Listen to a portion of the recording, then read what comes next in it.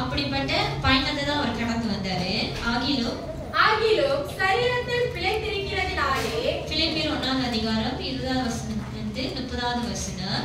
இப்ப 22வது வசனத்துல இருக்கும். ஆகிலும் சரீரத்தில் பிழைத்திருக்கிறதினாலே என் கிரியைக்கு பலன் உண்டாயிருப்பதால் நான் தெரிந்து கொள்ள வேண்டியது இன்னதென்று அறியேன். பாருங்க, சாவு அவருக்கு ஆதாயம். அப்படின்னா அவரோட பாட்டுகள் எல்லாம் பார்த்தா நான் மரித்து தேவனோட இணையிறது எனக்கு இன்னமும் மேலா இருக்கு. அவருக்கு தெரியுது, தெரியுங்களா? அவர் மரித்தா எங்க போறன்னு அவருக்கு தெரியுது, தேவனோடு அவர் இருப்பாருன்னு. ஏன்னா அவரோட வாழ்க்கையை குறிச்சு அவரே சாட்சி கொடுக்குற அளவுக்கு அவர் வாழ்ந்திருக்கிறார்.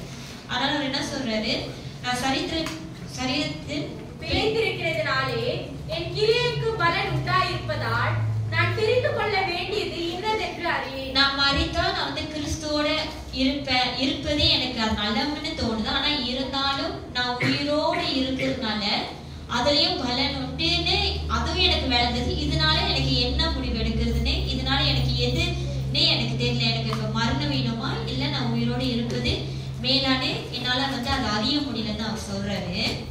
ஏனெனில் இவ்விரண்டினாலும் நான் நெருக்கப்படுகிறேன். இந்த 2 காரியத்தினாலும் நான் ரொம்ப நெருக்கப்படுறேன். அப்படின்னா ஒரு விதமான ஒரு தவிப்புல அவர் இருக்கிறாரு. அவரோட நல்லதுக்கு பார்த்தா அவர் மரித்து தேவனோட இணையிறது ரொம்ப நல்லது. அங்க ஒரு இளைப்பாறுதல் அவர் பெற்றுக்கொள்வது அவ்வளவு பாடு அவருக்கு. அவர் இளைப்பாறு பெற்றுக்கொள்வது அவருக்கு நல்லது. ஆனா இருந்தாலும் நான் உயிரோட இருப்பதும் அங்க ஒரு பலன் உண்டு, அதுவும் எனக்கு தெரியுது. இப்ப இந்த 2 காரியத்தினால நான் ரொம்ப நெருக்கப்படுறேன். இந்த 2 காரியத்தினால ரொம்ப நான் ஒரு விதமான ஒரு ஒரு தீர்மானம் எடுக்க முடியாத அளவுக்கு அவர் அங்க பேசுறாரு. தேகத்தை விட்டு பிரிந்து படத்துல எங்களுக்கு பலன் உண்டு இருப்பதால் நான் தெரிந்து கொள்ள வேண்டியது என்னது? ஓகே, ஏனெனில் இவ்விரண்டினாலும் நான் நெருக்கப்படுகிறேன். இந்த 2 காரியத்தினால நான் நெருக்கப்படுகிறேன். தேகத்தை விட்டு பிரிந்து கிறிஸ்துவுடனே கூட இருக்க எனக்கு ஆசை. பாருங்க, தேவ வார்த்தை அவர் சாட்சியாக சொல்றாரு. இந்த உலகத்தை விட்டு இந்த பிரபஞ்சத்தை விட்டு பிரிந்து கிறிஸ்துவோட இருக்குது எனக்கு ஆசையா இருக்கு. எனக்கு ரொம்ப அரைச்சு மாற்றத்துக்கு எதிர்பார்ப்போமா? அவர் என்ன சொல்றாரு, எனக்கு அது ரொம்ப ஆசையா இருக்கு. அது அவர் எவ்வளவு ஆசையோட சொல்றாரு, நான் இந்த தேகத்தை விட்டு பிரிந்து கிறிஸ்துவோட இருக்க எனக்கு ரொம்ப ஆசையா இருக்கு. அப்படின்னு அவர் மனப்பூர்வமா சொல்றாரு. நீங்க நினைக்கிற மாதிரி கவலைப்பட்டோ வேதனைப்பட்டோ அப்படி சொல்லல. அவர் அவ்வளவு ஆசையா சொல்றாரு, நான் கிறிஸ்துவோட இருப்பது எனக்கு ரொம்ப ஆசையா இருக்கு. அது அதிக நன்மையா இருக்கு. அதுதான் எனக்கு, என் வாழ்க்கைக்கு, என்னோட ஜீவனத்துக்கு, என்னோட ஆத்மாக்கு அதுதான் ரொம்ப நன்மையான காரியம். அப்படி இருந்தும் நான் சரீரத்தில் தரித்திருப்பது, அப்படி இருந்தும் அப்படின்னா அதுதான் என் ஜீவனுக்கு, என்னோட வாழ்க்கைக்கு அதுதான் நல்லது, நன்மை. நான் கிறிஸ்துவோட இருப்பதுதான் நல்லது. ஆனா இருந்தாலும் நான் சரீரத்துல உயிரோடு இருப்பதும் அங்க அதிக அது உங்களுக்கு. அப்படின்னா அவர் இங்க தன்னை மட்டும் யோசிக்கல, பிறரையும் அவர் யோசிக்கல. பிறரை யோசிச்சு என்ன சொல்றாரு, ஆனா நான் உயிரோடு இருப்பது உங்களுக்கு ரொம்ப அவசியமா இருக்கு. ஏன்னா அவரை போல பிரசங்க யாருனாலையும் பண்ண முடியாது. அவரை போல தேவனோட வார்த்தையை யாருனாலையும் போதிக்க முடியாது. அவரு போல ஆலோசனை கொடுக்க முடியாது. அது அவருக்கு தெரியுது. பாருங்க, அவரோட அழைப்பு அவர் தெரிஞ்சு அவர் சொல்றாரு. ஆனா உங்களுக்கு நான் உயிரோடு இருப்பது ரொம்ப அதிசயமா. நான் சாகுறது காட்டிலும், இப்ப நான் சாகணும்னு நான் எதிர்பார்க்கறது இல்லைங்களா, அது காட்டிலும் நான் உயிரோடு இருப்பது அது ரொம்ப முக்கியமா இருக்கு. ஏன்னா அவர் இருந்தா எங்க போவாரு? பரலோகத்துக்கு போய். நீங்க இருந்தா எங்க போவீங்கன்னா நிச்சயம் இல்லையே, புரியுதுங்களா? அவருக்கு ஒரு நிச்சயம் இருக்கு. இறந்தா இங்க பரலோகம் கிறிஸ்துவோட அவர் வாசம் செய்ய போகிறாருன்னு. ஆனா உங்களுக்கு அந்த நிச்சயம் இல்லாதனால அவர் என்ன சொல்றாரு, எனக்கு நிச்சயம் இருக்கு, நான் கிறிஸ்துவோட போய் சேர்ந்துறானே. ஆனா நான் உயிரோடு இருந்து கிறிஸ்து ஒன்னும் அதிகமா உங்க மத்தியில போதிக்கிறது ஒன்னும் அவசியமா இருக்கு. ஏன்னா நான் மரித்தா கிறிஸ்து நிச்சயம், நீங்க மரித்தா எங்கன்னு அவரால் சொல்ல முடியாது. ஏன்னா அவரால் நியாயம் இருக்க முடியாது. ஆனா கொரிந்தியர் சபையில அங்க இருக்கிறத பார்த்தா அவங்க இன்னும் எப்படி இருந்தாங்களா, பாவத்துக்குள்ளதான் இருந்தாங்க.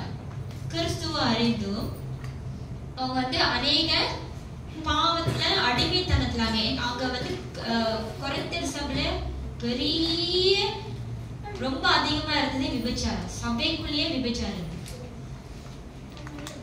சபைக்குள்ளேயே விபச்சாரம் இருந்தது. அதுதான் ரொம்ப ரொம்ப நீங்க கொரிந்தியர் படிச்சீங்கன்னா அதை பத்தி நிறைய பேசியிருப்பாரு. சோ அவர் சொல்றாரு அவங்க கூட இருக்குது ரொம்ப அதிக அவசியமாக இருக்குது.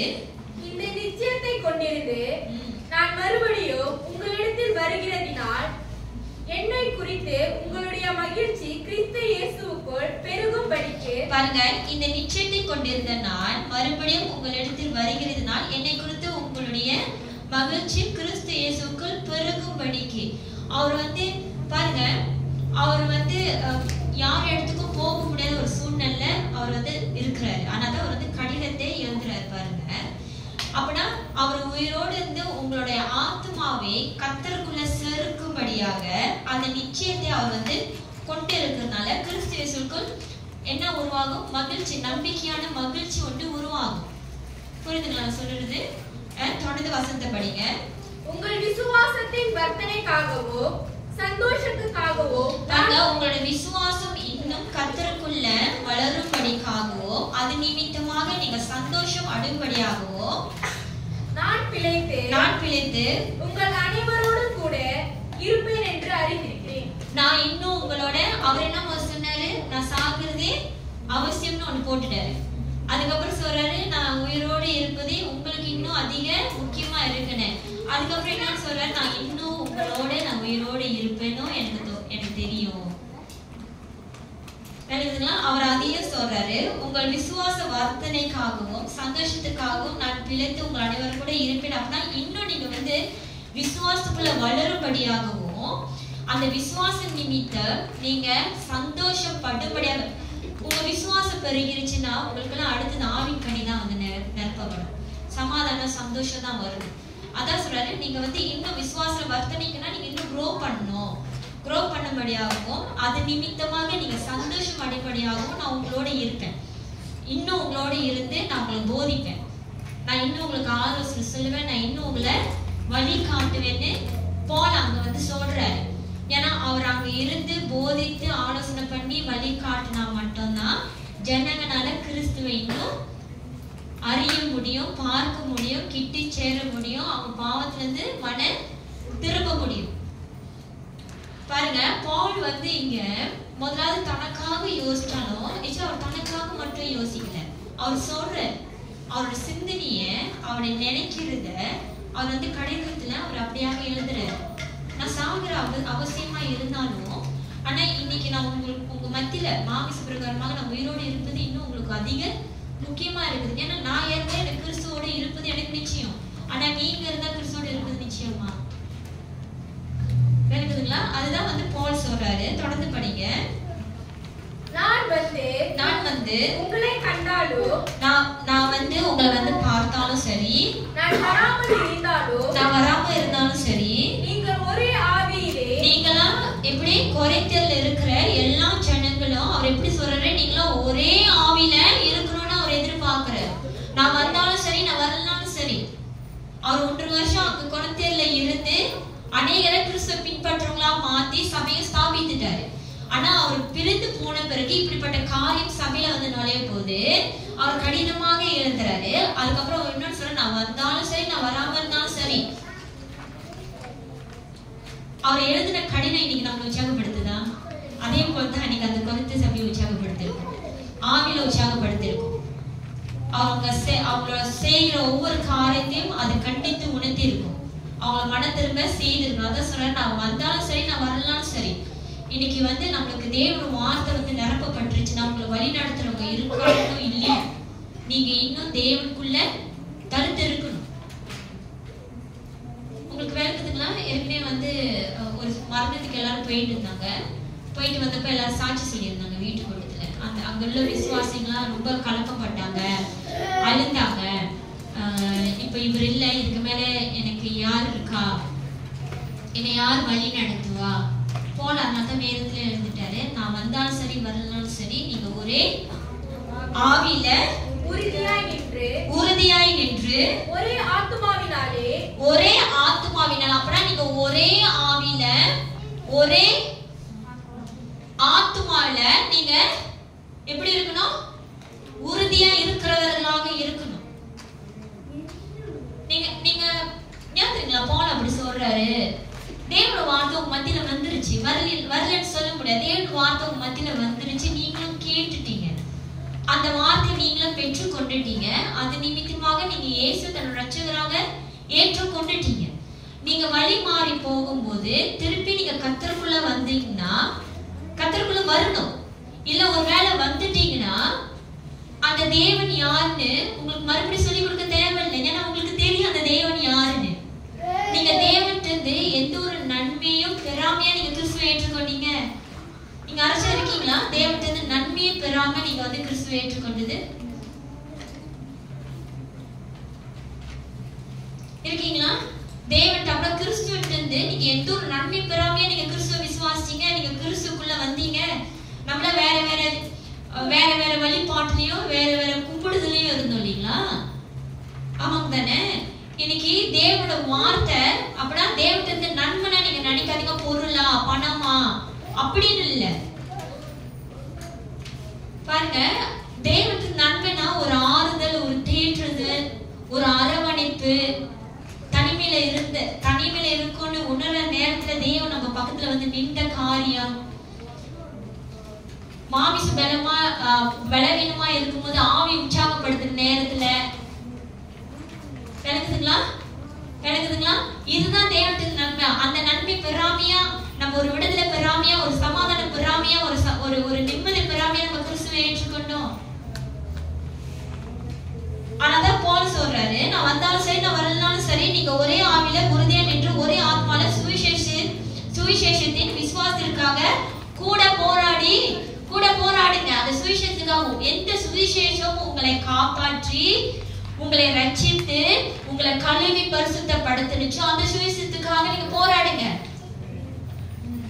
நான் வந்தாலும் சரி நான் வரலாம் சரி, இன்னும் எத்தனை வருஷமா உங்களுக்காக உங்க போதகர் உங்களுக்காக வந்து வாக்குவாதம் பண்ணி, உங்களுக்காக வந்து எப்படி சொல்றது, நீதிபதியாக இருந்து உங்களுக்காக பேசி உங்களுக்காக மன்றாடி இருக்கணும்.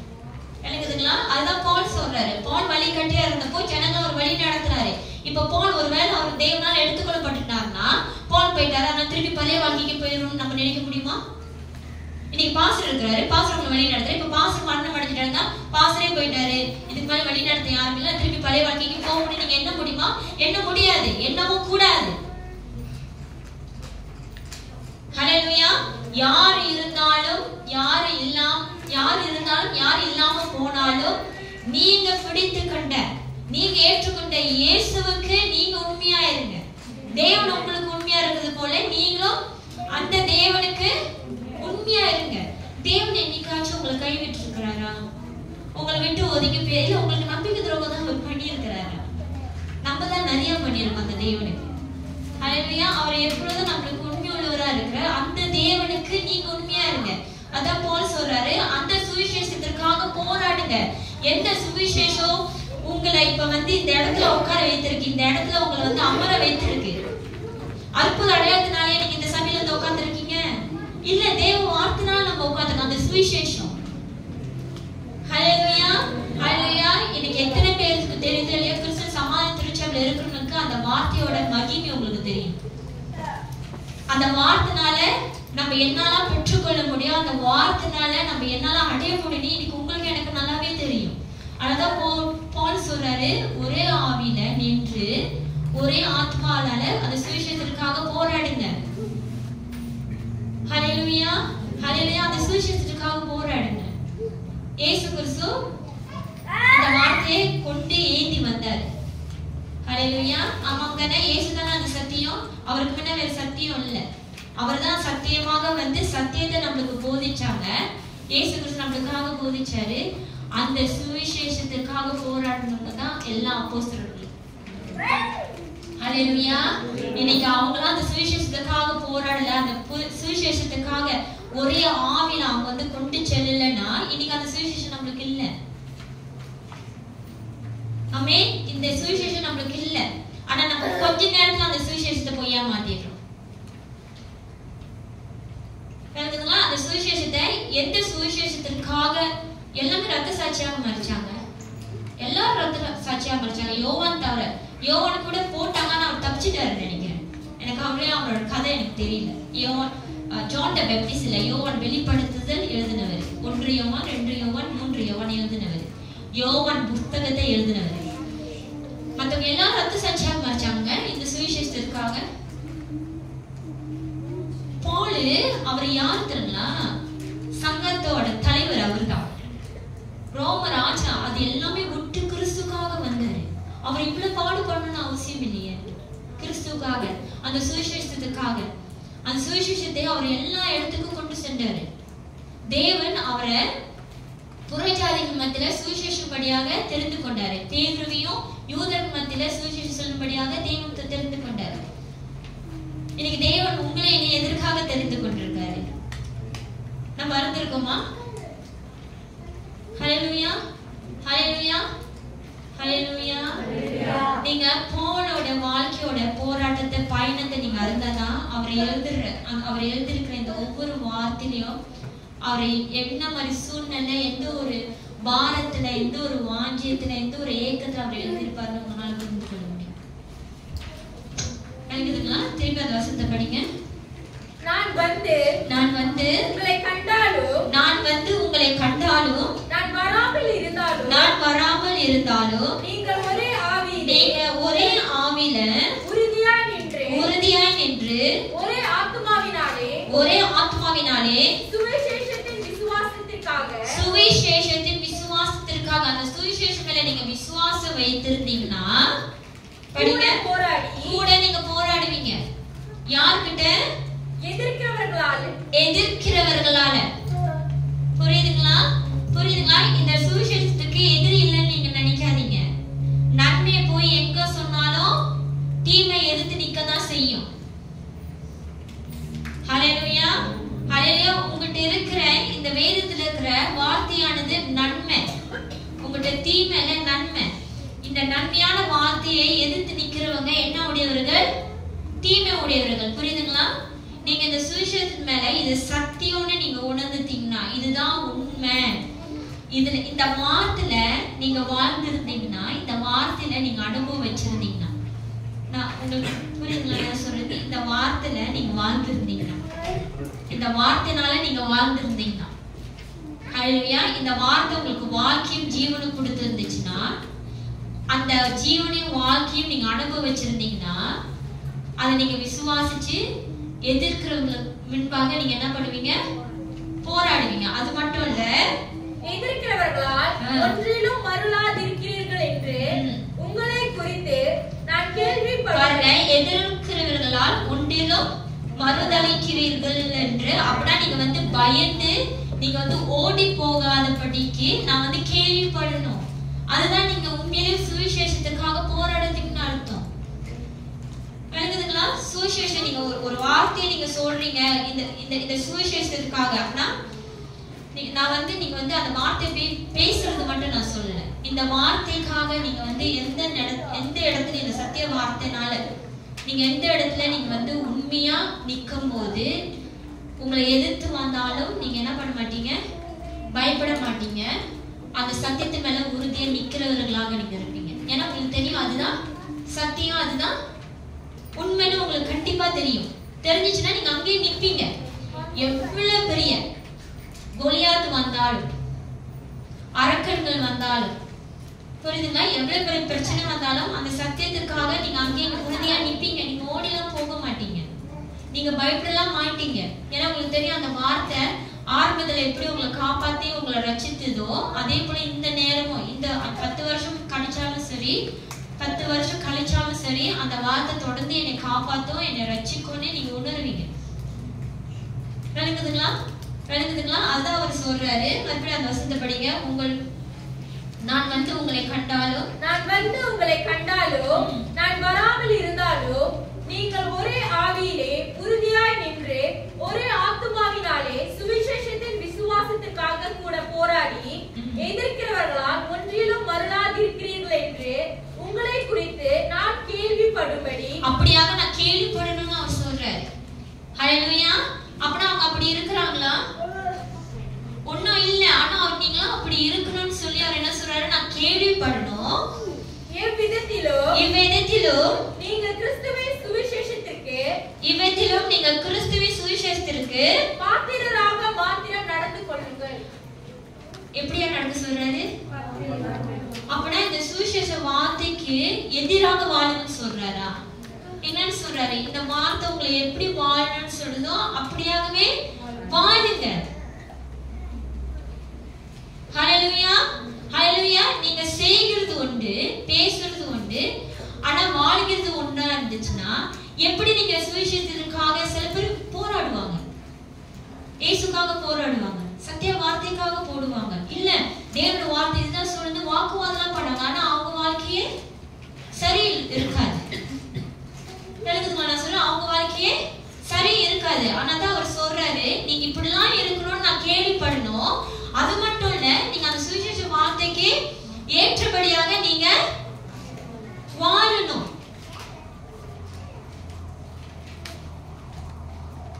நான் கேள்விப்படுறது மட்டும் முக்கியம் இல்ல, நீங்க பயப்படாம அந்த சத்திய வார்த்தைக்காக நிக்கிறதுன்னு மட்டும் நான் கேள்விப்படக்கூடாது.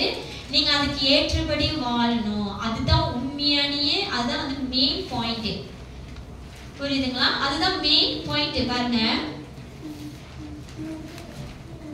நம்ம எல்லாரும் மனுஷர்கள் இல்லையா? நம்ம வந்து ஒரு மனுஷன் பேசுகிற வார்த்தையை வச்சோம், அவனோட கிரியைகளை வச்சோம் அவனை வந்து நம்ம நம்புறோம். ஆமாங்க தானே? ஆமா. எல்லாரும் பாருங்க, எல்லாரும் பாருங்க. நம்ம வந்து ஒருத்தவங்க நல்லவங்க நம்ம எப்படி சொல்றோம்? அவங்க பேசுகிற வார்த்தை மூலியமாகவும் செய்கிற செயல்கள் கிரியை மூலியமாக தான் அந்த மனுஷன் நல்லவன் சொல்றோம். இன்னைக்கு எல்லாரும் திருமணம் பண்ணவங்களுக்குலாம் தெரியும், கரெக்டுங்களா? திருமணம் பண்ணவங்களுக்கு தெரியும் நம்ம எப்படி அந்த வாழ்க்கை துறையை நம்ம தேர்ந்தெடுக்கிறோம். அவங்க பேசுற வார்த்தையை வைத்து, அவங்க செய்கிற கிரிகளை வைத்து, இந்த மனுஷன் ரொம்ப நல்லவரு, கல்யாணம் பண்ணா நல்லா இருக்கும், இந்த மனுஷி ரொம்ப நல்லவங்க, இவங்களை கல்யாணம் பண்ணா நம்ம நல்லா இருக்கும்னு சொல்லி தானே நம்ம தீர்மானிக்கிறோம். ஆனா சுயரூபம் எப்போ தெரியுது? கல்யாணம் பண்ணிட்ட பிறகுதான் தெரியுது. எதெல்லாம் காட்டலையோ கல்யாணம் பண்ணிட்ட பிறகு காட்டுவாங்க. எதை பார்த்து நம்ம நம்பணும்? மனுஷனோட வார்த்தையும் அவனோட கிரிகளை வைத்தான். அதான் தேவன் சொல்றாரு, நீயும் வெளியா இருந்ததை பாக்குற, நானும் இருந்ததை பாக்குறேன். நீங்களும் நானும் தான் மனுஷனோட வார்த்தையும் அவனோட கிரியை வைத்து அவன் நல்லவன் சொல்றான். ஆனா தேவனும் அவனோட இருதயத்தை பார்த்து அவன் நல்லவனா கெட்டவனான அவன் நியாயம் கேட்கிறார். ஹல்லேலூயா. இன்னைக்கு நம்மளால ஒரு மனுஷனோட இருதயத்தை பார்த்து அவன் எப்படிப்பட்டவன் நம்மளால கண்டுகொள்ள முடியாது. நீங்க கண்டுகொள்ளவும் முடியும். அதுக்கு உங்களுக்கு யார் தெரியும்? பரிசுத்த ஆவியானவர். ஹல்லேலூயா, ஹல்லேலூயா. அதான் எப்போதும் சொல்ற மனுஷர்களே, பார்த்து பத்திரமா இருங்க. ஒரு மனுஷன் பேசுறதுனாலயும் அவன் செய்கிற கிரியைகள் நல்லதா இருக்குனால அவனை நல்லவன்னு நியாயம் தீர்க்காதீங்க. தேவன் அப்படி யாருமே நியாயம் தீர்க்கிறது இல்லை.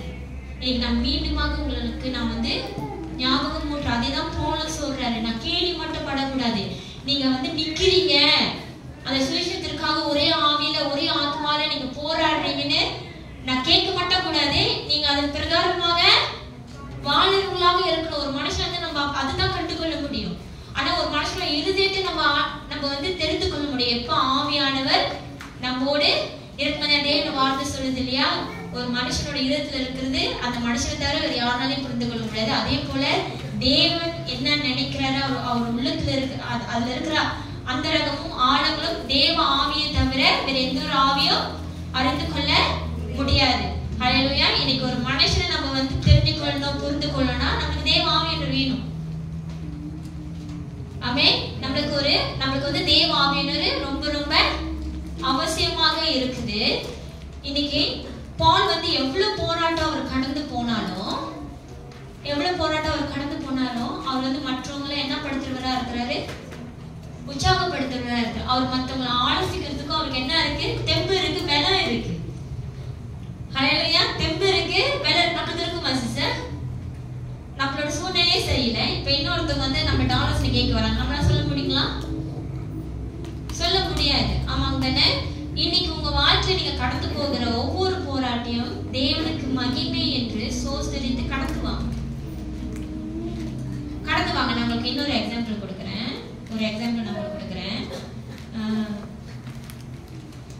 பாருங்க, எப்படி ஸ்டார்ட் பண்றது?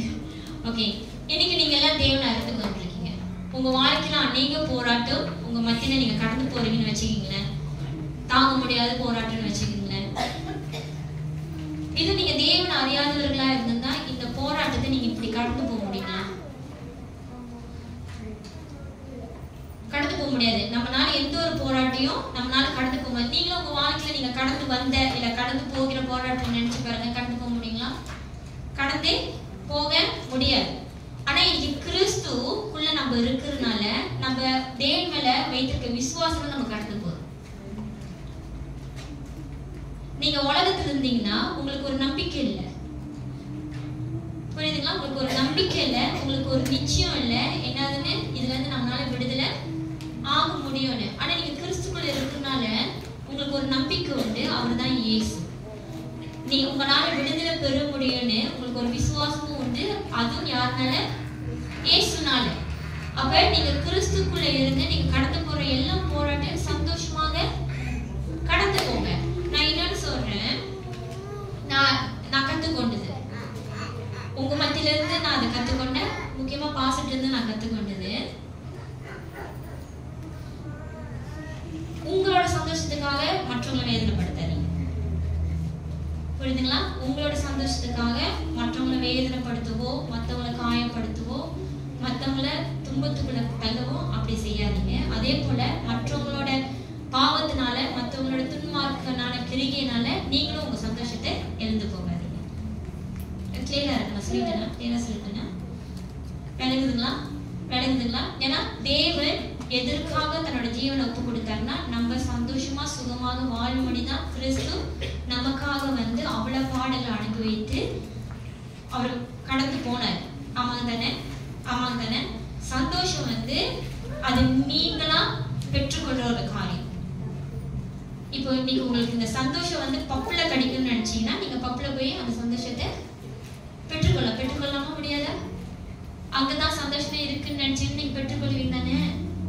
சிகரெட் அடிச்சாதான் எனக்கு சந்தோஷம் நினைச்சீங்கன்னா நீங்க சிகரெட் அடிப்பீங்க தானே? இன்னைக்கு மாலை பைக்கிட்ட அதை அடிச்சாதான் சிஸ்டர் எனக்கு ஒரு விதமான ஒரு சமாதானம், ஒரு நிம்மதி வருதுன்னு சொல்றாங்க. ஆமா தானே? சந்தோஷம் உங்களால தேடி பெற்றுக்கொள்ள முடியும். நான் என்ன சொல்றேன்னா அந்த சந்தோஷத்தை கிறிஸ்துக்குள்ள பெற்றுக்கொள்ளுங்க. கிறிஸ்துக்குள்ள இருந்தா என்னால சந்தோஷம் பெற்றுக்கொள்ள முடியல, வெளியே உங்களால பெற்றுக்கொள்ள முடியுதுன்னா அப்ப கிறிஸ்துக்குள்ளேயும் உங்களால பெற்றுக்கொள்ள. வெளியே பாவம், கிறிஸ்துக்குள்ளேயோ சமாதானம். விளங்குதுங்களா? உங்களுக்கு புரியுதுங்களா? நீங்க எதை குறிச்சு கவலைப்படாதீங்க. ஏன்னா அவங்கவுங்க செய்கிற கிரியிலிருந்து அவங்கவுங்க தக்க பலனை அனுப்ப வைப்பாங்க. நான் உங்களுக்கு இன்னொரு காரியம் சொல்றேன். நான் வேதத்துல படிச்சு எனக்கு தேவன் கற்றுக் கொடுத்தது நீங்க பாருங்க, இன்னைக்கு நம்ம உட்கார்ந்து அனைவரும் நம்ம தேர்ந்தெடுத்த வாழ்க்கை. ஆமாவா? ஆமாங்களா? எல்லாம் நம்ம தேர்ந்தெடுத்த வாழ்க்கை. கரெக்டுங்களா? இன்னைக்கு நீங்க உங்க வாழ்க்கையில ஒரு போராட்டம் ஒரு பாடி நீங்க கடந்து போறீங்கன்னா அது நீங்க தேர்ந்தெடுத்த வாழ்க்கை தானே? ஆமாவாக்கா? ஆமாவா? ஆமாவானே? ஆமாவா சிஸ்டர்? ஆமாவா சிஸ்டர்? ஆமாவா சிஸ்டர்? நம்ம தேர்ந்தெடுத்த வாழ்க்கைனால தான் இன்னைக்கு நம்ம இவ்வளவு கண்ணீர், இவ்வளவு போராட்டம், இவ்வளவு பாடு, சமாதானம் இல்லாம நிம்மதி இல்லாம நம்ம கிடக்குறோம். ஆமாங்க தானே? ஆமாங்க தானே? அப்ப நம்ம வந்து தேவன் கண்ணுக்கு தெரியல. அப்ப தேவன் நம்மளுக்கு தெரியல. ஆமாங்க தானே? அப்ப தேவன் தெரியல. இன்னைக்கு நம்மளுக்கு யார் தெரியுறா? தேவன் இருக்கிறாரு. இன்னைக்கு தேவனுக்குள்ள இருக்கிறனால எந்த வாழ்க்கை உங்களுக்கு கஷ்டமா இருக்கோ அந்த வாழ்க்கையை தரித்திருக்கு. அப்ப தேவன் தெரியல, நீங்க தவறான ஒரு தீர்மானத்தை எடுத்தீங்க. ஆமாங்க தானே? அதனால நீங்க கஷ்டப்படுறீங்க. இப்போ உங்களுக்கு தேவன் தெரியறதுல தேவன் அந்த நீங்க தேர்ந்தெடுத்த வாழ்க்கையை விட்டுட்டு போக சொல்லல, அதிலே கடந்து வாங்க. இப்ப நான் உன் கண்ணுக்கு முன்பாக இருக்கேன், என்னை விசுவாசித்து கடந்து வா. விளக்குதுங்களா? என்னை விசுவாசித்து கடந்து வாங்க. இன்னும் உங்களுக்கு தேவன் கண்ணுக்கு தெரியலன்னா நீங்க வந்து கண்டிப்பா தவறான தீர்மானம் தான் எடுப்பீங்க. ஆமாங்க தானே? ஆனா இன்னைக்கு தேவன் உங்களோட இருக்கிறனால தேவன் உங்களுக்கு அந்த காரியத்தை கடந்து போக உங்களுக்கு பலத்தை கொடுக்கிறாரு. ஹல்லேலூயா, ஹல்லேலூயா. அதுல இருந்து விடுதலை ஆகுறதுக்கோ இல்ல அதை கடந்து போறதுக்கோ தேவன் உங்களுக்கு வழிகளும் திறந்து கொடுக்கிறாரு. நீங்க அங்கேயே நின்றுகிட்டு இருக்க மாட்டீங்க. இதை நீங்க வந்து தேவனை இன்னும் காணாம இன்னும் அப்பயே நீங்க இருந்தீங்கன்னா உங்களுக்கு அங்க உங்களுக்கு வந்து அங்க ஒரு எண்ட் ஆயிருக்கும். நீங்க அதுல இருந்து வெளியாக தான் பார்ப்பீங்க. போக பார்க்க மாட்டீங்க. You won't move forward. You will backwardல போவீங்க. ஆனா தேவனும் இஸ்ரேல் ஜனங்களை சமுத்திரம் மிடுக்கிட்டு கடந்து போங்கன்னு தான் சொன்னார். திரும்பி ஈஜிப்ட் தேசத்துக்கே போங்கன்னு சொல்லல. எழுதுங்களா? கிறிஸ்துவ அறிந்த நீங்க இன்னைக்கு எந்த ஒரு காரியமா இருந்தாலும் முடியலன்னு சொல்லாதீங்க, முடியும்னு சொல்லிட்டு போங்க. ஏன்னா உங்க தேவனால முடிச்சு கொடுக்கிற தேவனா இருக்கிறார். எழுதுங்களா? முடிச்சு கொடுக்க தேவனா. அப்புறம் நீங்க அது வந்து நீங்க கடந்து தான் நீங்க போகணும். விதைச்சிட்டோம் இல்லைங்களா? தேவன் பேச்சை கேட்காம தேவனோட ஆலோசனை இல்லாம நம்ம விதைச்சிட்டோம் இல்லைங்களா? அது நம்ம அறுத்துதானே ஆகணும். எப்படி சிஸ்டர் கிறிஸ்துக்குள்ள வந்து நம்ம அறுக்கணும்னு சொல்றீங்க? நம்ம தான் விடுதலை ஆயிட்டோமே. கேள்வி இருக்குங்களா? இருக்கணும். சிஸ்டர் பிரேமா பார்த்தது எனக்கு தெரியுது. நான் வேதத்தை படிச்ச வரைக்கும் நான் என்ன விளங்கி கொண்டேன்னா, விதைச்சதை நம்ம வேதமா தான் சொல்றோம். வாட் எவர் யூ சோ நீங்க வந்து ரீட் பண்ணி தான் ஆகணும். ஆனா நீங்க என்ன சந்தோஷப்படணும்னா, நீங்க கர்த்தருக்குள்ள இருந்தே பார்க்கிறீங்க. உங்களுக்கு ஒரு நம்பிக்கை இருக்கு, உங்களுக்கு பலன் இருக்கு, தாங்கக்கூடிய அந்த சக்தியும் தேவன் நமக்கு கொடுத்திருக்காரு. இது நீங்க உலகத்துல இருந்து அறுத்திருந்தீங்கன்னா ரொம்ப கஷ்டப்பட்டிருப்பீங்க. ஆனா கர்த்தருக்குள்ள இருக்கிறதுனால நம்ம இப்ப லெகுவா அறுக்கிறோம். கொஞ்சம் வேதனை இருக்குதான், ஆனா லெகுவா கடந்து போறோம். ஆமா தானேக்கா? லெகுவா கடந்து போறோம். ஏன்னா நம்ம தேவனால. ஹல்லேலூயா. நம்ம தேவனால நம்ம கடந்து போறோம்.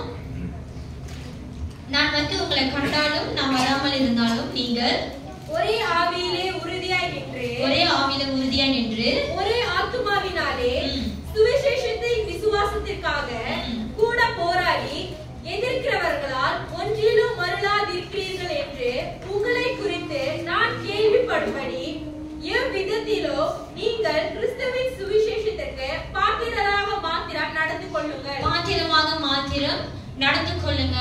நீங்க எப்பொழுதும் ஒண்ணு ஞாபகம் வச்சுக்கணும்.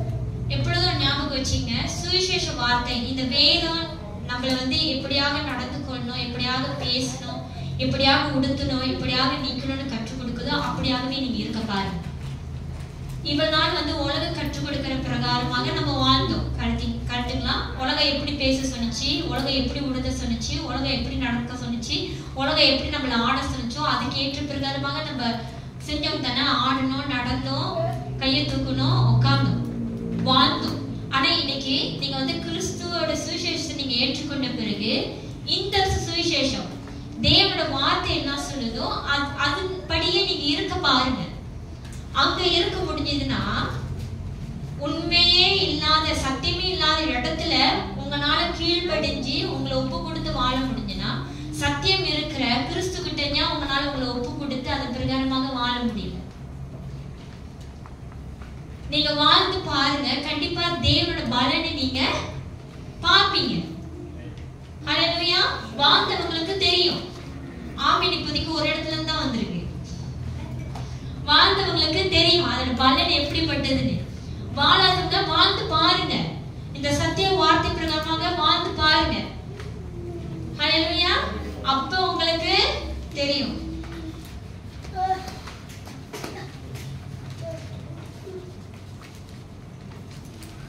ஒன்று கொரிந்தியர் 5வது அதிகாரத்தை எடுத்துக்கொள்ளுங்க.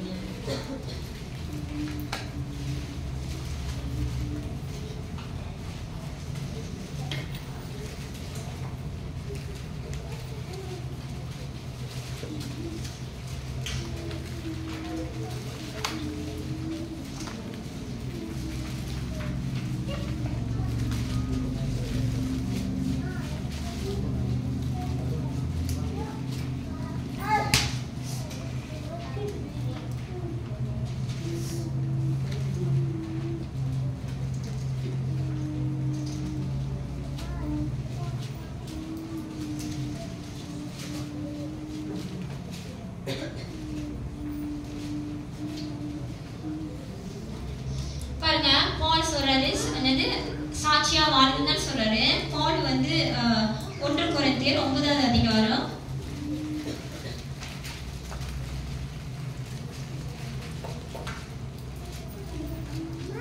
1வது அதிகாரம் 1 கொரிந்தியர் 9வது 24வது வசனத்தை படிங்களேன்.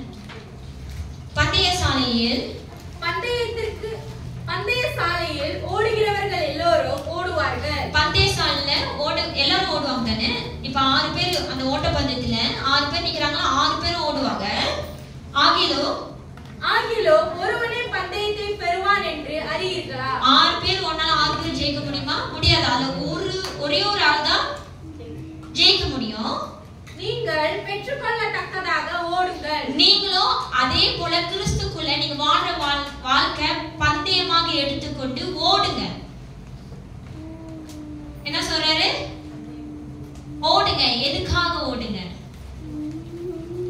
தொடர்ந்து படிங்க. பந்தயத்திற்கு போராடுகிற யாவரோ எல்லாவற்றிலேயும் நிச்சயமாய் இருப்பார்கள். பாருங்க, இப்போ ஒரு ஸ்பாட்ல இருக்கிறவங்க எல்லா விதத்திலும் தன்னை அடக்கி தன்னை ஒடுக்கி அந்த பந்தய பொருளுக்கு குவாலிஃபையாக தனியை வைத்துக் கொள்வாங்க. இன்னைக்கு நீங்களும் நானும் அப்படிதான் இருக்கிறோம். கிறிஸ்துக்குள்ள நீங்களும் நானும் வாழ்றோம். விசுவாசத்தோட போராட்டத்தை நம்ம போராடுறோம். அதுக்காக நம்ம ஓடுறோம். எதுக்காக? நித்திய ஜீவன் அடையும்படியாக. அதே போல நீங்களும் உங்களை குவாலிஃபைடா வச்சுக்கங்க அந்த நித்திய ஜீவன் அடையறதுக்கு. புரியுதுங்களா? இப்ப ஒரு ஸ்பாட் மேன் தண்ணி குடிக்க முடியுங்களா? சிகரெட் அடிக்க முடியுங்களா? ரொம்ப ஓவரா சாப்பிட முடியுங்களா? அவனுக்கு எல்லா விதத்திலயும் என்ன இருக்கணும்? தேவையில்லாததெல்லாம் விட்டுடணும். இப்ப தண்ணி அடிக்க முடியாது, சிகரெட்லாம் குடிக்க முடியாது. அவனோட ஹெல்த் கண்டிஷனை என்னவாக்கும்? அவனோட எனர்ஜியை லிமிட் ஆகும். கரெக்டுங்களா? ரொம்ப ஓவரா சாப்பிட முடியுங்களா? முடியாது. அதெல்லாம் விட்டுடணும். ஆனா சாப்பாடை தண்ணி அவன் அடக்கி வைத்துக்கிறான். எது சாப்பிடணுமோ அதுதான் சாப்பிடணும். அதுதான் பால் கற்றுக் கொடுக்கிறாரு. நீங்களும் விசுவாசத்துக்கு ஏற்ற ஓட்டத்தை நீங்க ஓடுறீங்க. எதற்காக? நித்திய ஜீவனை அடுபடியாக. அதை நீங்க அடையணும்னா நீங்க உங்களை முதல்ல தகுதி உள்ளவர்களாக வைத்துக் கொள்ளுங்க. எதுனா நீங்க உங்களை விட்டு நித்திய ஜீவன் அடையிறதுக்கு எதெல்லாம் உங்களை விட்டு நீக்கணும், எதெல்லாம் உங்களை விட்டு விளக்கணுமோ அதை நீக்கி விலகி போடுங்க. எதுல நீங்க அடக்கமா இருக்கணுமோ அந்த விஷயத்துல அடங்கியும் வாழுங்கன்னு பால் கற்றுக் கொடுக்கிறாரு. அவர்கள் அழிவுள்ள கிரீடத்தை பெறும்படிக்கு அப்படி செய்கிறார்கள். பாருங்க, ஓடுறவன் எதுக்காக ஓடுறான்? ஒரே ஒரு ட்ரோஃபிக்காக ஓடுறான். அந்த ட்ரோஃபி எவ்வளவு இருக்கும்? ஒரு 100 வெள்ளி, 200 வெள்ளி, 250 வெள்ளி. அது எத்தனை வருஷம் தாங்கும்? 10 வருஷம், 15 வருஷம். பேத்திலாம் வந்தோடனே அதெல்லாம் தூக்கி தான் போடுறாங்க. அழிவுக்குள்ள அழிவுள்ள கிரீடத்தை பெரும்படியாக ஓடுறான். அது பாருங்க, அந்த கிரீடம் அவனுக்கு எவ்வளவு வாஞ்சியா இருந்தது, அதுக்காக அவன் ஓடி இருப்பான். விளக்குதுங்களா? இன்னைக்கு ஸ்கூல்ல எல்லாம் காம்படிஷன் போயிருக்கீங்க தானே. அந்த ஒரு கிஃப்ட் சாதாரண நம்மளுக்கு சாதாரண ஒரு கிஃப்ட். ஆனா நம்ம அதை பார்க்கும்போது நம்ம அதுல ஒரு ஒன் ஆஃப் கான்டெஸ்டா இருக்கும்போது அதுக்காக நம்ம எவ்வளவு வேலைகளை பார்ப்போம். அது அழிவுள்ள ஹெம்பர் 2 நிமிஷத்துல அது போக முடிஞ்சிடும். ஆனா நீங்களும் அழிவில்லாத கிரீடத்துக்காக ஓட போறீங்க. ஹல்லேலூயா! அழிவில்லாத கிரீடத்துக்காக ஓடி நீங்க அதை பெற்றுக் கொள்ள போறீங்க. விசுவாசிங்க. இன்னைக்கு நீங்களும் உங்களை ஆராய்ந்து பாருங்க. அந்த அழிவில்லாத கிரீடத்துக்காக ஓட போகிற நீங்க உங்களை குவாலிஃபைடா வச்சிருக்கீங்களா? அதான் பால் சொல்றாரு, பந்தயத்திற்கு போராடுகிற யாவரும் எல்லாவற்றிலும் நிச்சயமாய் இருப்பார்கள். அவர்கள் அழிவுள்ள கிரீடத்தை பெறும்படிக்கு அப்படி செய்கிறார்கள். நாமோ அழிவில்லாத கிரீடத்தை பெறும்படிக்கு அப்படி செய்கிறோம். நாமளும் அழிவில்லாத கிரீடத்தை பெறும்படியாக அப்படி செய்கிறோம். இது ஒரு காரியம். எனக்கு இதுல என்ன பிடிச்சிருக்குன்னா, பால் தன்னை பத்தி சொல்வாரு பாருங்க. ஆதலால் நான் நிச்சயம் இல்லாதவனாக ஓடேன். அதனால எனக்கு தெரியும். அவர் என்ன சொல்றா, நான் என்ன நோக்கத்துக்காக என்ன இலக்குக்காக நான் ஓடுறேன்னு தெரியாம ஓடல. எனக்கு தெரியும் எதுக்காக நான் ஓடுறேன்னு. இன்னைக்கு கிறிஸ்துவங்க உங்களுக்கு எனக்கு தெரிய மாட்டேங்குது. நம்ம எதுக்காக கிறிஸ்துக்குள்ள உட்கார்ந்துருக்கோம், எதுக்காக நான் தேவனோட வார்த்தை கேட்கிறோம். அந்த தேவனோட வார்த்தை எவ்வளவு பெரிய வல்லமை பெற்றது. ஞான் பரிசுத்தமா வாழுங்கன்னு சொல்றோம். அதோட காரியத்தை நம்ம விலக்கி சொல்றோம். ஆனா அதன் பிரகாரமாக நம்மளால வாழவும் முடியல. ஆனாதான் பால் சொல்றாரு, நான் எதுக்காக ஓடுறேன் தெரியாம ஓடல, நான் தெரிஞ்சுதான் ஓடுறேன். இன்னைக்கு நீங்க நானும் தெரிஞ்சு ஓடுறோமா? தெரிஞ்சு ஓடினாலும் தெரியாம எல்லாத்தையும் தூக்கிக்கிட்டு நம்ம ஓடுறோம். தெரியாம கூட இல்ல. மத்த இருக்குன்னு சொல்றேன், தெரியாம பாவம் செஞ்சுட்டு சொல்லாதீங்க. கிறிஸ்துக்குள்ள இருந்துட்டு நம்ம தெரியாம ஓடல, தெரிஞ்சுதான் ஓடுறோம். ஏதோ தானமா ஓடுறோம். நம்மளுக்கு அந்த கிரீடத்து மேல வாஞ்சே இல்ல. நம்மளோட இலக்கு அதுவாவே இல்ல.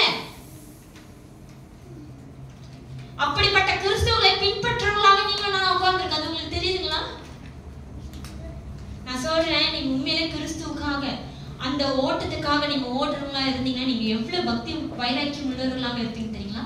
பக்தி விருத்தி அடைந்தவர்களாக இருப்பீங்க தெரியுங்களா? ஒண்ணு சொல்லணும்னா நிறைய சொல்லலாம். 7 மணிக்கு 6 மணிக்கு சபையில இருக்கணும்னா 5 மணிக்கு நம்ம இருக்க பார்ப்போம். ஊழியத்துல இருக்கிறோம்னா தேவனுக்கு நம்ம எப்படி பிரசன்டபிளா வைத்துக்கணும், எப்படி நம்ம நம்மள அலங்காரித்து எப்படி தேவனுக்காக நம்ம வைத்திருக்கணும் நமக்கு தெரியும். சபைக்கு வந்தா ஜெபம் பண்ணணும் நமக்கு தெரியும். வேதத்தை படிக்கணும் நமக்கு தெரியும். வார்த்தையை அடக்கி வைத்திருப்போம், மூஞ்சி காட்ட மாட்டோம். இதுதாங்க பக்தி விருத்திக்கு உண்டான காரியம். எல்லா விஷயத்துல தேவனோட காலத்துல எல்லா விஷயத்திலும் நம்ம வாஞ்சியா இருப்போம். நம்மளுக்கு எவ்வளவு பெரிய வேற காரியம் இருந்தாலும் அதெல்லாம் ஒதுக்கி வச்சு தேவனுக்காக நம்ம முன்னுக்கு வந்து நிற்போம். பவுல்லாம் எல்லாமே தூக்கி போட்டு போனாருங்க.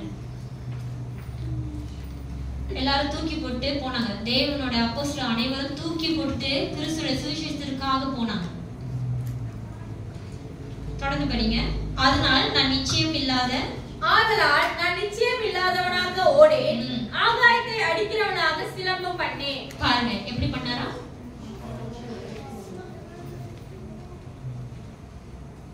அவரோட சுறுசுறுப்பு என்னது, அவரோட பரபரப்பு என்னது, அவரோட ஓட்டம் எப்படிப்பட்டதுன்னு உங்களுக்கு விளங்குதா? தொடர்ந்து படிங்க. மற்றவர்களுக்கு பிரசங்கம் பண்ணுகிற நான் தானே, மற்றவங்களுக்கு பிரசங்கம் பண்ணுகிற நான் தானே, ஆகாதவனாய் போகாதபடிக்கு என் சரீரத்தை ஒடுக்கி கீழ்படுத்துகிறேன். பரம சொல்றாரு, மத்தவங்களுக்கு பிரசங்கம் பண்ற நாள் நானே அதை செஞ்சிடக்கூடாதுக்காக எல்லா விதத்திலையும் நான் பார்த்து ஓடிக்கிட்டு இருக்கேன்னு சொல்றாரு. அல்லேலூயா. அல்ல இன்னைக்கு நீங்களும் நான் என்னத்துக்கு தெரியுமா புரிஞ்சுக்கணும்? மற்றவங்களுக்கு உபதேசம் பண்றதுதான் பிரயோஜனமா இருக்குமே தவிர தனக்குத்தானே உபதேசம் பண்றவங்களாக நம்ம இருக்கிறதே இல்லை. பால் பாருங்க எவ்வளவு தெளிவா சொல்றாரு, மத்தவங்களுக்கு போதிக்கிற நானு ஆகாதவனாக, நான் அதுக்கு பாத்திரம் இல்லாதவனாக இருக்காத படிக்கு எல்லா விஷயத்திலையும் எப்படி இருக்கேன், நான் எல்லா விஷயத்திலும் ஒடுக்கி கீழ்படுத்துகிறேன். உங்களுக்கு என்ன தெரியுமா இருக்கணும்? சொந்த அறிவு இருக்கணும். என்ன இருக்கணும்? சொந்த அறிவு இருக்கும். மத்தவங்க சொல்றதுதான் கேட்க முடியலன்னா உங்களுக்கு சொந்த ஞானம், சொந்த அறிவு இருக்கணும். போல அவர் மற்றவங்களுக்கு உபதேசப்பட போலுக்கு அரைச்சு உபதேசம் பண்றாங்களா? போலுக்கு யாரு இருக்கா? ஆவியானவர் மட்டும் தான் இருக்கிறாரு. புரியுதுங்களா? ஆவியானவர் மட்டும் தான். அது மட்டும் இல்ல, ஆவியானவர் மட்டும் இல்ல, தன்னை தானே அவர் எல்லா விஷயத்திலும் காத்து அடக்கி கீழ்படியவும் செய்கிறாரு. ஏன் அப்படி செய்யற நீங்க நினைக்கிறீங்க? ஏன் அப்படி செய்யற நீங்க நினைக்கிறீங்க? ஏன்னா எனக்கும் அந்த ஒரு ஃபீலிங் இருக்கு. பிரசங்கம் பண்ற நானு ஏதாச்சும் ஒரு விஷயத்துல நான் தவறிட்டேன்னா நான் பண்ண வார்த்தை எல்லாம் பொய்யா மாறிடுமே. எந்த நாவு தேவனோட வார்த்தையை மகிமைப்படுத்தினுச்சோ, எந்த நாவு தேவனோட வார்த்தை பிரசங்கம் பண்ணி மற்றவங்க விடுதலை ஆக்குனதோ, அதே நாவுடைய நானு பாவம் செய்து நீங்க அதை கண்டு தேவனை தூஷிக்கிறவர்களாக மாறிடக்கூடாதுக்காக போல தன்னை தானே எல்லா விஷயத்திலையும் அவர் பாதுகாத்து எல்லா விஷயத்திலையும் தன்னை ஒடுக்கி கீழ்படியவும் செய்தாரு. இன்னைக்கு நீங்களும் நான் மட்டும் உபதேசிக்கிறேன், நீங்க யாருக்குமே உபதேசிக்கலையா? உபதேசிக்கிறீங்க தானே? தேவனோட வார்த்தை சொல்றேன், நீங்களும் சொல்றேன், நீங்க அதுக்கு ஏற்ற பிரகாரமாக வாழ்றவங்களாக நீங்க இருக்கணும். போல எவ்வளவு பெரிய பிரசங்கியாரு. இன்னைக்கு அவரோட ஆலோசனை கேட்டுதான் நம்ம சபையை அந்த ஒழுக்கத்துக்குள்ள நம்ம வழி நடத்தி செல்லுகிறோம். ஆமாவும் தானே? ஆமா தானே? அவரோட போதகம், அவரோட ஆலோசனை தான் நம்மளுக்கு ஒரு வழிகாட்டியாக இருக்குது. அவரே தனிய பாருங்க, நான் பிரசங்கியாளரு, நான் கிறிஸ்துவன்னு அவர் பெருமை பாராட்டல. அவர் தன்னை தானியும் என்ன பண்றாரு உங்களுக்கு புரியுதுங்களா? அவரும் ஒழுக்கமாக வாழும்படியாக அவர் அப்படி அவருக்கு தெரியும். பாவம் அவரை சூழ்ந்து கொல்லும், பாவம் தன்னை வஞ்சிக்கும். விளங்குதுங்களா? பாவம் தன்னை நீங்க ஏற்கனவே பாவம் செய்யறவங்களா இருந்தீங்கன்னா உங்களை வந்து சீண்ட மாட்டான். ஏன்னா நீங்க அவனோட ஒரு ஆளு. புரியுதுங்களா? நீங்க ஏற்கனவே பாவத்துக்குரியவர்களாக, இப்ப நீங்க, நான் ஒரு எக்ஸாம்பிள் சொல்றேன். நீங்க எல்லாரும் இங்க இருக்கோம், யாரு சொல்ல, சிஸ்டர் சாரா வச்சுக்கீங்களேன். அவங்க ஒரு பாவத்துல இருக்கிறாங்க. பிசாசு அவங்க மேல இல்ல, சபைக்குள்ள தான் இருக்காங்க. அவங்க பிசாசுக்கு மேல இல்லைங்க. சொல்லுங்க. ஏன்னா அவங்க ஏற்கனவே பாவம் செய்றாங்க. அவங்க வந்து அவனோட ஒரு கூட்டணி, ஒரு இதுதான். உங்களுக்கு வேலை இருக்குங்களா? அவனோட வேலை என்ன தெரியுங்களா? அவங்க மூலியமா விசுவாசமா இருக்கிறவங்களை சீண்டும்படியாக தான் அவன் வச்சிருப்பான். இன்னைக்கு உபதேசங்கள் நீங்களும் நானும் எல்லா விதத்திலும் ஜாக்கிரதையாக நம்ம இருக்கணும். ஹல்லேலூயா. அதான் பவுல் சொல்றாரு கொரிந்தியர் ஜனங்களை பார்த்து, நான் இப்படியாக உங்களை மட்டும் கேள்விப்படுறேன். அப்புறம் சுவிசேஷத்துக்காக நீங்க பயப்படாம அதை துணிச்சு நிக்கிறத நான் கேள்வி மட்டும் படக்கூடாது. நீங்க அந்த சுவிசேஷத்திற்கு ஏற்ற வாழ்க்கையும் வாழ்றவங்களாக நீங்க இருக்கிறவர்களாக இருக்கணும். தொடர்ந்து படிங்க. நீங்கள் மறவாதிருக்கிறது, நீங்க வந்து பயப்படாம நீங்க வந்து ஓடி போகாம இருக்கிறது அவர்கள் கெட்டு போகிறதற்கு, அவர்களுக்கு கெட்டு போகிறதற்கு. நீங்க அப்படி நிக்கும் போது நீங்க என்ன உறுதிப்படுத்துறீங்க? நீங்க விசுவாசிக்கிற தேவன் உண்மையுள்ளவர்கள் நீங்க உறுதிப்படுத்துறீங்க.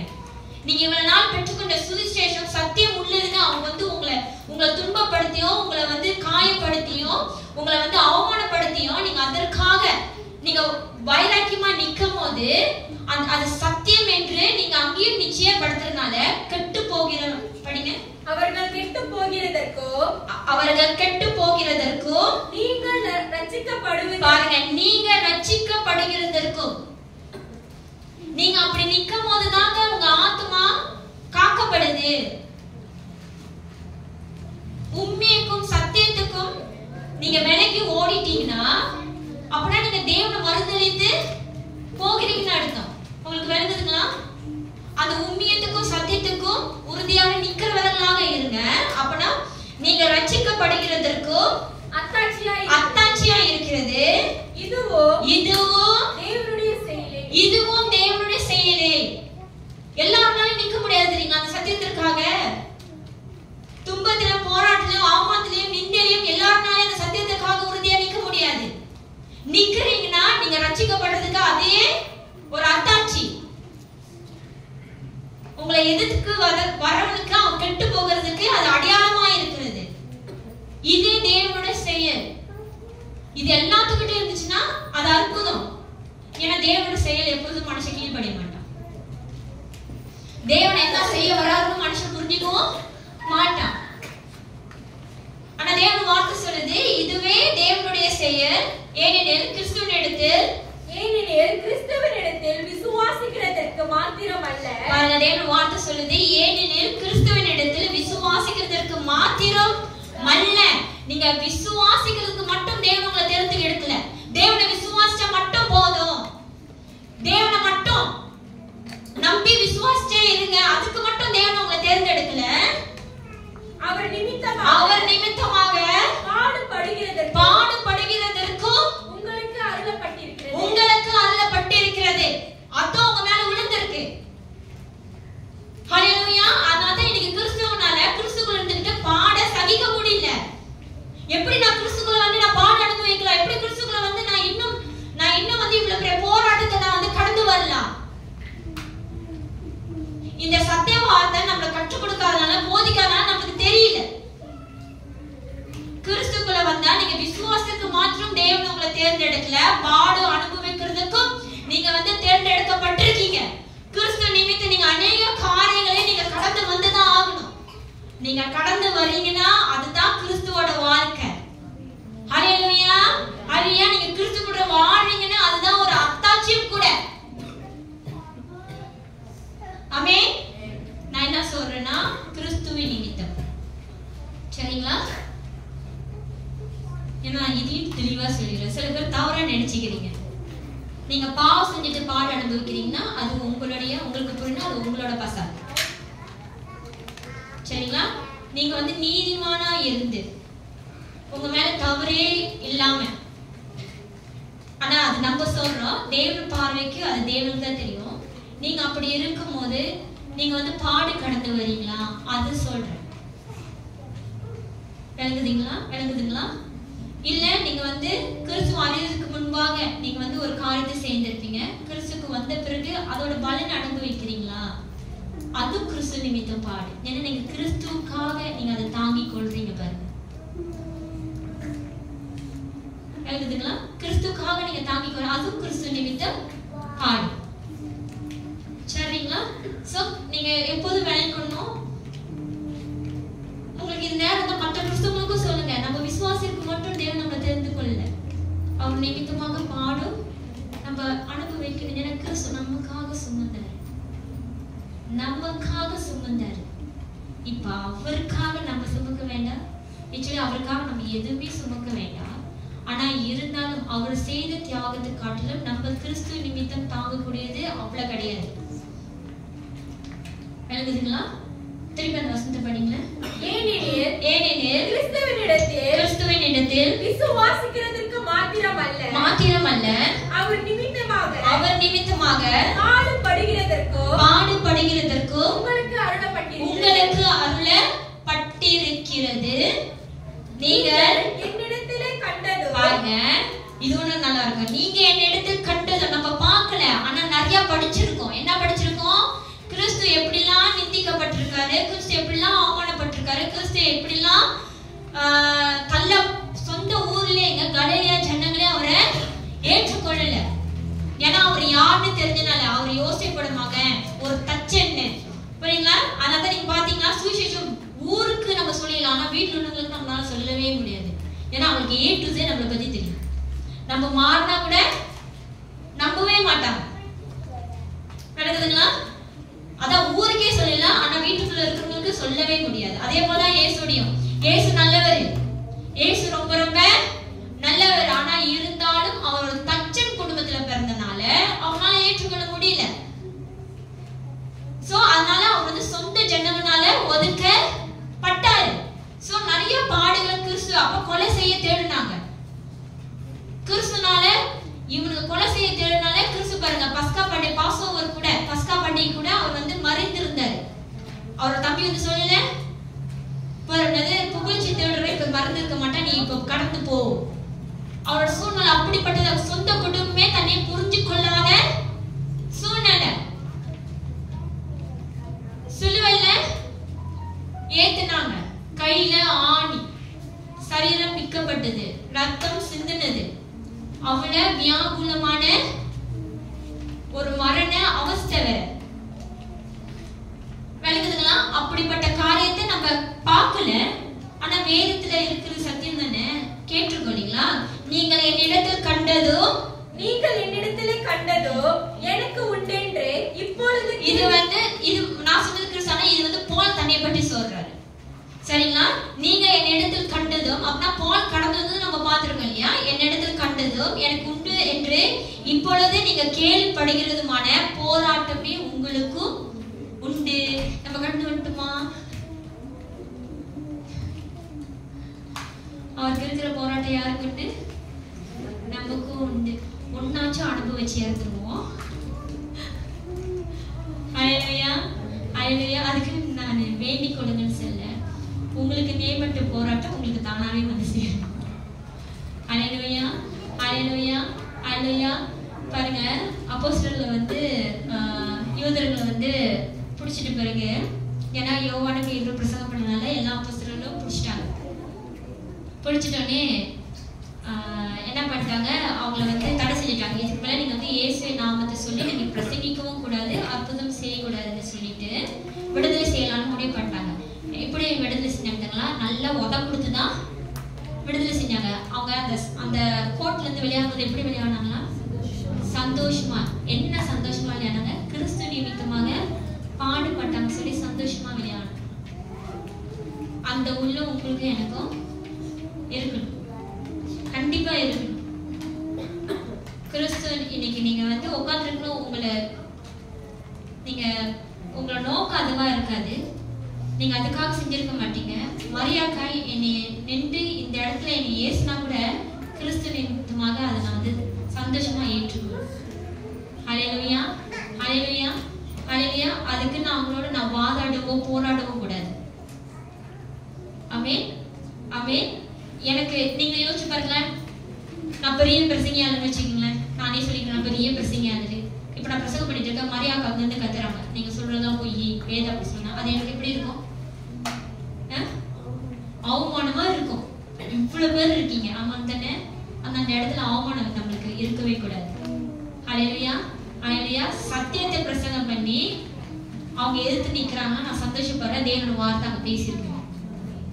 ஹல்லேலூயா, ஹல்லேலூயா. நான் நல்லது செய்ய போய் ஒருத்தவங்க என்னை வந்து எதிராக நிக்கிறாங்கன்னா பிசாசு என்னை கண்டு பயப்படான்னு தான் நீங்க நினைக்கணும்.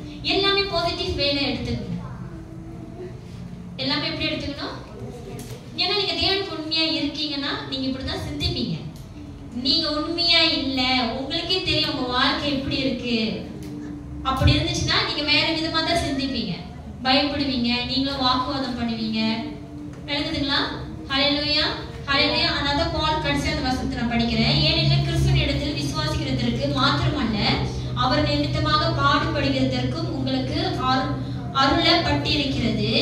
நீங்கள் என் இடத்தில் கண்டதும் எனக்கு உண்டு என்று இப்பொழுது கேள்விப்படுகிறதுமான போராட்டமே உங்களுக்கும் உண்டு. இதுதான் கிறிஸ்துவின் நிமித்தம் பாடு. இது வந்து கிறிஸ்துக்காக வாழ்றவங்க, கிறிஸ்துவோட ஊழியத்துக்காக, கிறிஸ்துவோட சுவிசேஷத்திற்காக தன்னை ஒப்பு கொடுத்தவங்களுக்கு இதுதான் பாடு. சரிங்களா? சரிங்களா? இதுதான் பாடு. சோ உங்க வாழ்க்கையில் வருகிற ஒவ்வொரு போராட்டத்தையும் பாடுகளையும் நீங்க வந்து அது கிறிஸ்துவனுக்கு சந்தோஷமாக ஏந்தி கொண்டு போங்க. அது யாருக்கு போங்கன்னா கிறிஸ்துவ விசுவாசிகளுக்கு, கிறிஸ்து கற்றுக் கொடுக்கிற அந்த வேதத்தின் பிரகாரம் வாழணும்னு நினைக்கிறவங்களுக்கு இப்படி பொருந்தும். நீங்க இன்னும் உங்க வாழ்க்கையில வர போராட்டம், உங்க வாழ்க்கையில வர துன்பத்தை உங்களால தாங்க முடியலன்னா தேவன்கிட்ட சேருங்க. நீங்க ரொம்ப தூரமா இருக்கீங்க. ஆனாதான் உங்களால அது வந்து ஃபேஸும் பண்ண முடியல, உங்களால அது தாண்டியும் போகவும் முடியல. நான் உங்களுக்கு ஒன்று சொல்றேன், பிசாசு எப்படி வரானோ அவன் அப்படியே போயிடுவான். நீங்க ஒன்றும் செய்ய வேண்டும். வந்தவனுக்கு போக தெரியும். புரியுதுங்களா? வந்தவனுக்கு போக தெரியும். நம்மளோட வேலை என்னது? தேவனை விசுவாசித்து இருக்கிற வேலை தான். வந்தவனுக்கு போக தெரியும். ஆனா நீங்களா அழைத்து நாக்கள் போட்டு உட்கார வச்சீங்கன்னா நீங்க துரத்தினாலும் அது போகாது. விளங்குதுங்களா? விளங்குதுங்களா? சோ நீங்க எது கண்டு பயப்படாது. தேவனை காட்டிலும் அவனுக்கு வல்லமை கூட கிடையாது. ஆனாதான் தேவன் வானத்துல இருந்து அவனை கீழே இறக்குனாரு. விளங்குதுங்களா?